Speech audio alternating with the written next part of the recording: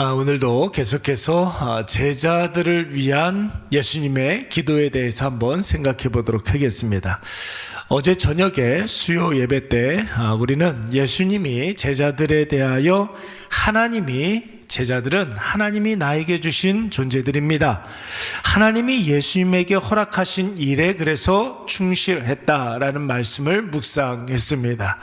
과연 예수님께서는 제자들뿐만 아니라 예수님에게 주어진 모든 상황들을 하나님께서 주신 것으로 믿고 확신하고 그 상황과 그 형편 속에서 하나님이 예수님에게 기대하는 바를 충실히 행하셨습니다.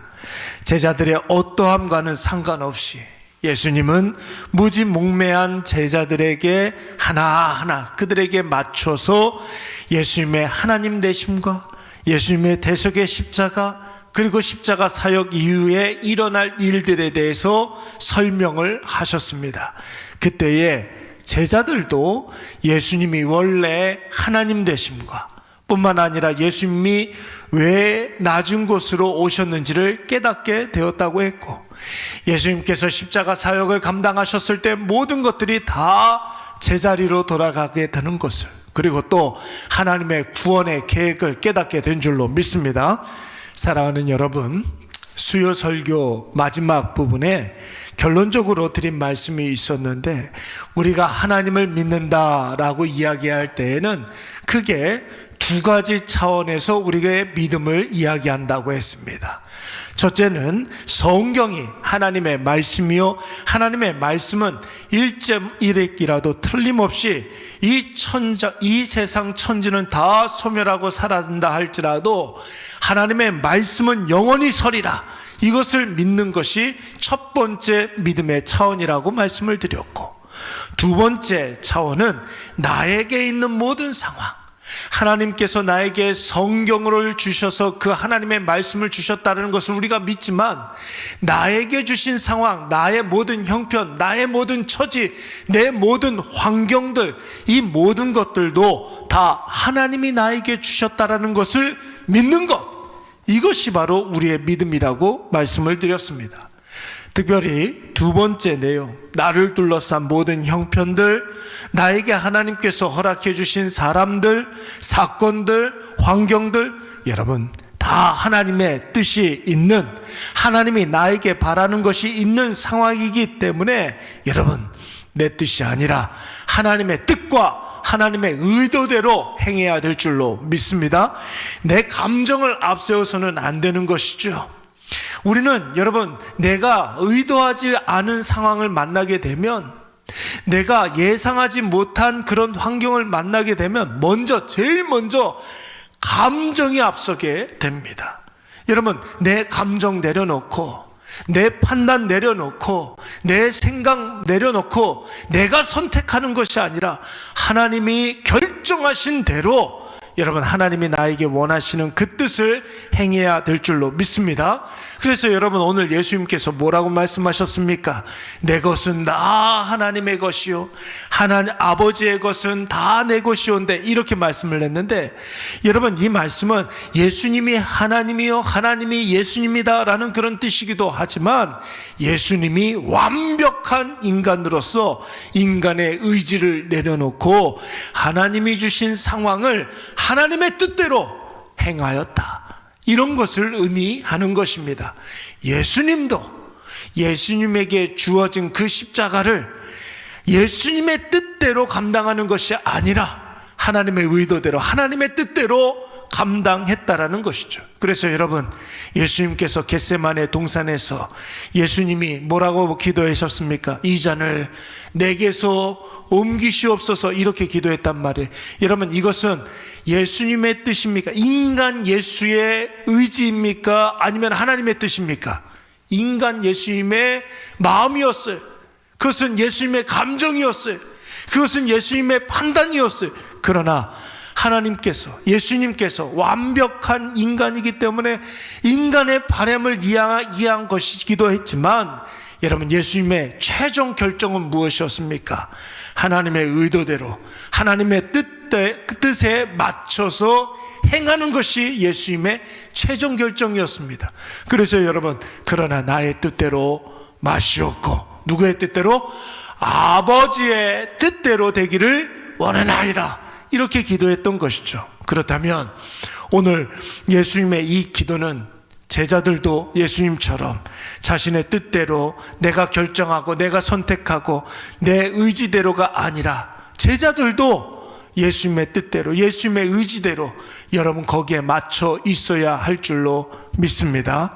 여러분 보세요. 큰 교회는 찬양대원이 많습니다. 그렇죠? 여러분, 교회 찬양대원들은 음악을 전문으로 하는 사람들이 아닙니다. 내가 찬양의 도구로 쓰임받기 위해서 비전공자들이지만 노래는 좀 못하지만, 그렇죠? 내가 막 그렇게 세상 사람들 앞에서 막 독창을 하고 막 그런 수준은 아니지만, 여러분 찬양대원으로 이렇게 모여서 있기 때문에 여러분 같은 음색을 맞추기란 그렇게 쉽지가 않습니다. 그래서 여러분 큰 교회에서는 각 파트별로 기준이 되는 전공자를 유급으로 고용을 하죠. 그래서 소프라노 한 사람, 엘토 한 사람, 테너 한 사람, 베이스 한 사람, 유급대원을 이렇게 고용을 합니다. 그리고 성악 전공자가 소리를 크게 해서 내면 나머지 비전공 찬양대원들이 그 소리를 따라 부르면 금방 그 찬양대 음색이 하나가 되는 것을 볼 수가 있어요. 따라 부르면, 내 음색 내지 말고 크게, 전공자가 크게 부르면 그 음색에 따라 부르면 이상하게 내가 잘하는 것처럼 느껴져요. 그러면서 찬양대가 50명, 100명, 200명 찬양대원이 하나의 음색으로 이렇게 쭉 가는 것을 볼 수가 있습니다. 여러분, 이것을 우리는 튜닝 작업이라고 이야기하는데, 이것은 여러분 영적 성장에도 그대로 적용이 되죠. 여러분 에녹을 한번 보세요. 에녹 하면 생각나는 것이 무엇입니까? 하나님과 동행함으로 죽음을 보지 아니하고 들림을 받은 존재가 바로 에녹이었습니다. 여러분, 에녹이 얼마나 훌륭한 믿음을 가지고 있었는지 하나님께서 그의 믿음을 통해서 믿음이 죽음보다 더 능력 있다라는 것을 보여주기 위해서 여러분 에녹을 죽음을 보지 아니하고 그대로 하나님 나라에 데리고 가셨습니다. 여러분, 죽음보다 더 능력 있는 것이 무엇이라고요? 믿음이라고요. 믿음. 에녹의 믿음을 통해서 믿음이 죽음보다 더 능력 있다라는 것을 보여주시고자 하셨던 것이죠. 그래서 여러분, 우리가 천국에 무엇으로 갑니까? 돈으로 갑니까? 지위로 갑니까? 잘생긴 걸로 갑니까?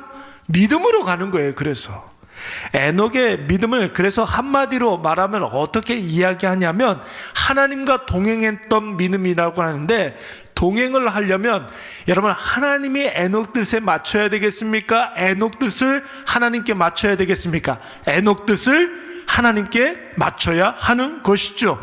여러분, 그래야 평생을 하나님과 동행할 수가 있는 것입니다. 내 뜻이 조금이라도 살아있으면 여러분 절대 동행은 할 수가 없습니다. 여러분, 내 뜻을 살아있으면 절대로 친구 간에도 동업이 됩니까? 안 됩니까? 안 돼요. 여러분, 그거 1년 못 갑니다.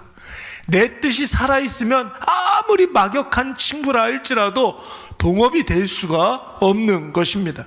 최근에 사람들이 자주 하는 말들 가운데 뭐든지 나하고 맞아야 된다, 뭐 이런 말을 굉장히 많이 해.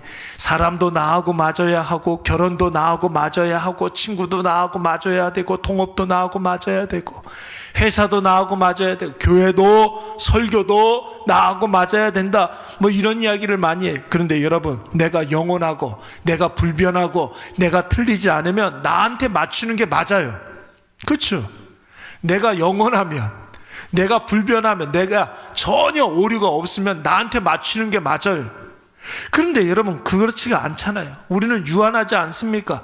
아침 생각 다르고 저녁 생각 다르지 않습니까? 오류투성이에요. 그래서 나하고 맞는 것 선택하는 것만큼 어리석은 일들도 없는 거예요. 나를 말씀에 맞추시기 바랍니다.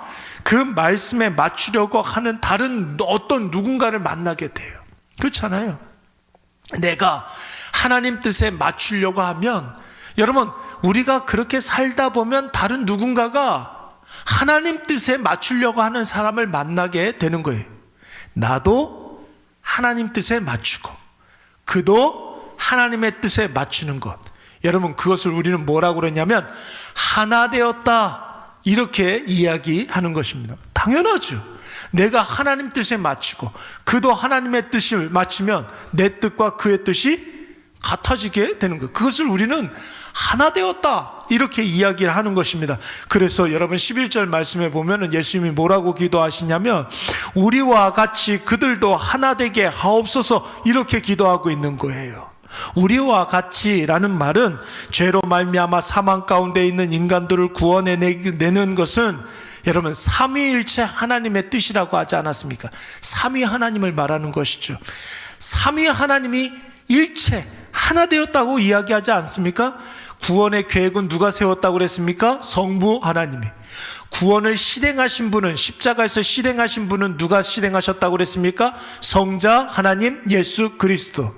그 구원을 우리 각자 한 사람 한 사람에게 적용하시는 분은 누구라고 그랬습니까? 성령 하나님이라고 그랬어요.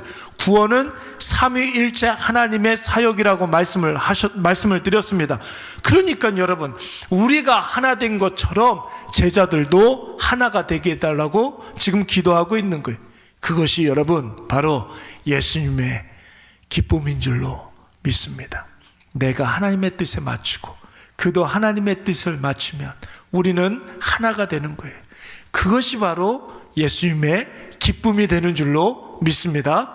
사랑하는 여러분, 예수님은 어떤 상황에서든지 하나님의 뜻에 자신의 뜻을 맞췄습니다. 그때 제자들도 자신들의 뜻을 다 내려놓고 자신을 예수님께로 보내주신 하나님의 뜻대로 예수님을 믿고 하나님의 구원 계획을 이해하고 예수 그리스도의 십자가 사건을 은혜로 받아들여서 하나님의 영광이 되었습니다. 그렇다면 여러분, 우리도 마찬가지예요. 우리도 모든 일들 가운데 나의 뜻 내려놓고 하나님의 때에 하나님의 뜻에 맞춰서 하나님을 따라 살아야 할 줄로 믿습니다.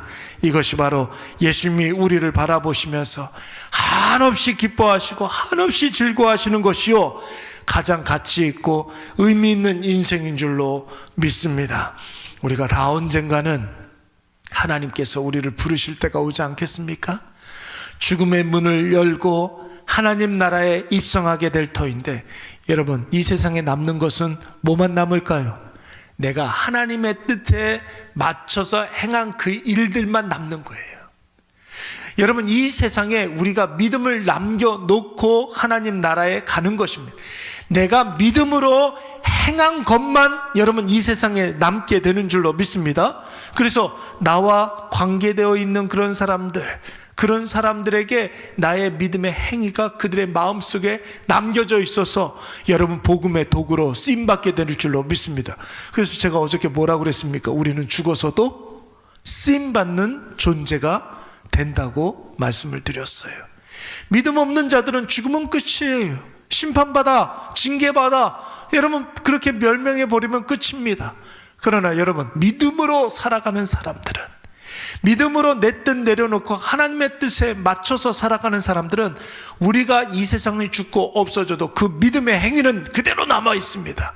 하나님께서 그래서 우리의 그 믿음을, 우리가 죽고 없어져도 그 믿음을 사용하시는 것이죠. 그래서 여러분, 오늘 우리의 모든 삶 가운데 나의 뜻 내려놓고 하나님의 뜻대로 행하심으로 말미암아 우리의 인생을 가치 있게 여러분 영위에 나가시는 저와 여러분이 되시기를 간절히 축원합니다. 우리 이 시간